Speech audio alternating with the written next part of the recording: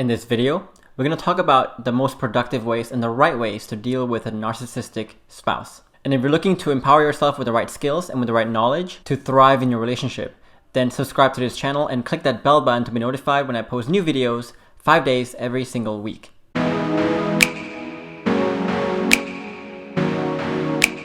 And for those of you who are new to this channel, my name is Geoffrey, and I've dedicated my life's mission to helping you design the relationship or marriage of your dreams. And in this video, I'm going to address a question from one of my listeners. And the question goes like this: how do you deal with a narc? So that's a narcissist.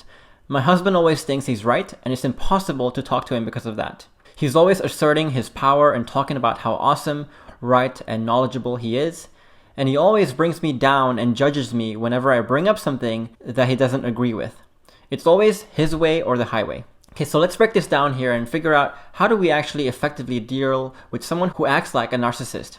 So the first thing we need to do is to create this mindset shifts in ourselves first. So understand that only 0.5 or 1% of the population has a narcissistic personality disorder. But I hear people saying that their partner is a narcissist all the time. More than 60% of the time, I'm hearing that their partner is a narcissist. So the math just doesn't add up there. Something isn't right. And the real issue here is you're falling for something called the fundamental attribution error. And this error is a very scientific term, and you can look it up. And it happens so often. And is that whenever something is wrong, we instantly tend to blame character. And to illustrate how common this is, so imagine that you're driving a car, and the person in front of you is driving like an asshole, like driving really fast. He's swerving through traffic, and he's driving like a madman. What's the first thing you think? Most likely the first thing you think is, man, that guy's a dick. Or you instantly blame his character for the fact he's driving that way. But think about the last time you were driving like that. Was it because you're just an asshole? Or were you having some emergency? So maybe you were going to the hospital, or maybe you're very late to a very important meeting, right? Either way, whenever you do it, it's never that you're an asshole. You rarely blame your own character, but you blame the environment. So whenever we see someone doing something bad, we instantly think it's a problem with character. But the problem with blaming character is that it doesn't leave you with anything positive. It doesn't leave you with anything productive. I mean, if you're convinced that your partner's brain is somehow wired in a way that makes him narcissistic, what productive things can you do with that?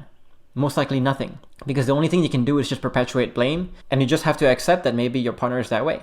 And whenever I have clients coming to me and they say that their partner is a narcissist, the real cause isn't the fact that their brain is just wired that way, that that's just the way they are. It's not a problem with character there, but instead it's simply a defense mechanism. It's a defense mechanism for something they feel insecure about or something they lack inside. And this often has nothing to do with the relationship at all. Maybe it's his history, his childhood, something at work is causing him to feel that way, to have that defense mechanism. And once you understand this, and once you understand how to work with that defense mechanism, then you realize that your partner is not a narcissist. It's just that you don't know at this point how to deal with that defense mechanism yet. And when you're dealing with a narcissist, all your instincts is going to push you to want to do this.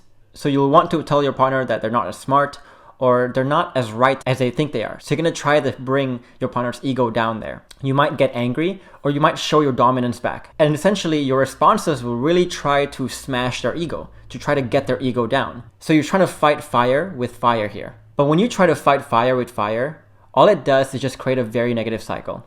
And it usually goes like this. So your partner shows all these narcissistic tendencies, but we understand now that those narcissism is really caused by their insecurities. But then when you try to fight fire with fire here and you try to bring their ego down even more, what you're doing is you're feeding fuel to the root of that narcissism.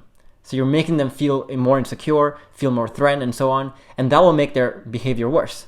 And when their behavior gets worse, you will try to fight even with more fire. And the cycle just keeps going on and on and on, and it never ends, leaving you both to feel very frustrated and angry here. So if you understand the root of their narcissism, then you will understand that fighting fire with fire is not always the best idea. And so what do you do instead? Well, if you have fire here, what you need to do is not to fight fire with fire, but fire with water. You know, when there's a fire, you fight the fire with water. So if you really understand this and if this resonates with you and you want to start fighting through that narcissism in the right ways, then just leave a comment below with fight fire with water. So what do I mean when I say fight fire with water? First thing you want to do is to understand how is your partner showing their narcissistic tendencies. And from your question, it seems like there's 3 ways. Number 1 is that they like to assert their ego. So maybe they say something like, I know what I'm talking about. Just listen to me, I know what I'm talking about. The second way it seems like he's doing is to bring you down. So whenever you say something, you express your ideas, they might respond by saying, what's wrong with you? And the third way, it seems like he's also doing the my way or the highway approach, which is whenever you express your ideas, they say, that's really stupid. I don't even know why you're thinking that. So they always try to bring you down in one of these three ways. So let's look at how you can respond to each of these three things to figure out what does the fire look like. So what does it mean to fight fire with fire here? And what does it mean to fight fire with water? So the first instance, when he says, I know what I'm talking about, you're wrong, just listen to me. If you're trying to fight this with fire back, then you're going to say something like, no, you don't know what you're talking about. Or you might even say like, no, I also know what I'm talking about, right? So you're trying to fight fire with fire here. But when you try to fight it with water, this is what you'll say. Oh, so you think X is right. Why do you say that? So you're not fighting or countering what he's saying, but you're kind of playing with it. So you'll say, oh, so you think X is right. So you think your decision is right. Then you want to end it with a question. And this question is really, really important. And you're going to say something like, what do you think? Why do you say that? What makes you think that? What makes you think you're correct? And when you say this, you want to say it in the most gentlest way possible. Whatever you say can be water, but if your tone is fire, then it's not going to work. So have both your tone and your words be water here. And if they say, what's wrong with you? If you're trying to respond to this with fire, you're going to say, nothing is wrong with me. Why are you being such an asshole? Like, that's what you can say if you're trying to fight fire with fire. But if you're trying to fight it with water, then you can say something like, oh, so you think my idea is really bad? What makes you say that? Why do you think that? So again, you're not negating and countering and fighting what he's saying, but you're kind of playing along with it. Then you want to ask a question like, what do you think? What makes you think that? Then the last example here, if he says, that's a stupid idea, I don't know why you would even think that. If you're trying to fight this with fire, you would say, that's not a stupid idea. Like, what's wrong with you? Screw you. But again, if you're trying to fight this with water, you would say, oh, so you think that X is stupid? What makes you say that? And when you try to fight their fire with water like this, that's really powerful. Because usually when you respond with water, you realize all the insecurities, all that stuff goes down, and their narcissistic tendencies also softens as well. And in fact, eventually it will go away. But even if you ask this question, let's say you ask this question of, oh, so you think this is a stupid idea? What makes you say that? And they resist even more. What is happening is that when they're sensing that you're countering with water, they're adding fuel to their fire even more. And when this happens, you shouldn't give up yet. You shouldn't go back to fighting fire with fire, because then you'll just add fuel to that fire again. But you want to fight that with even more water. So you can say, oh, so whatever I said made you mad. Why do you feel that way? So you're never negating whatever he's saying, but just kind of playing along with it and asking him what he thinks, just to clarify it a bit more. And as you keep doing this, if you keep fighting that fire with water, then eventually he'll realize that, all this fire has no purpose. All this fire does nothing to you, does nothing to get him what he wants. And eventually that fire will go away. So whenever you're dealing with a narc, try that method. And it works wonders with a lot of my clients, and there's no reason why it doesn't work for you.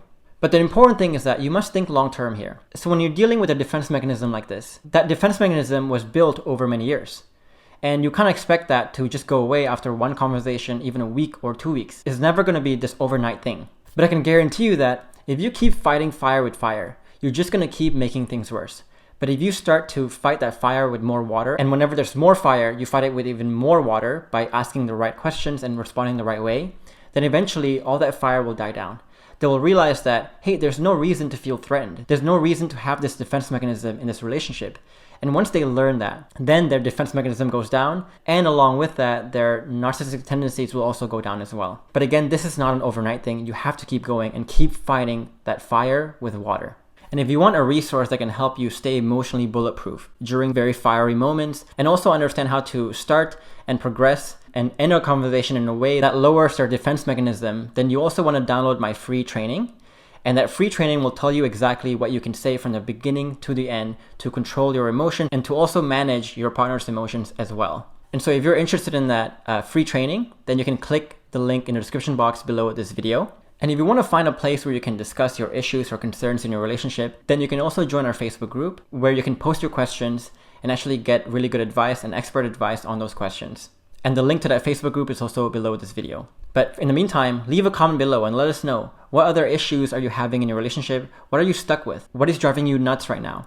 So leave a comment below and I'll try to respond to those comments as soon as possible. Or if it's a really good question, I will even make a new video out of that. But in the meantime, if you find this video helpful, then like this video and subscribe to this channel for more content like this one. And always remember that you have the power to transform your relationship by yourself. So even though your partner doesn't want anything to do with the relationship right now, that's okay. Because when you can change your own behavior, you can really break that negative cycle yourself and start a more positive cycle. But in the meantime, I will see you in the next video.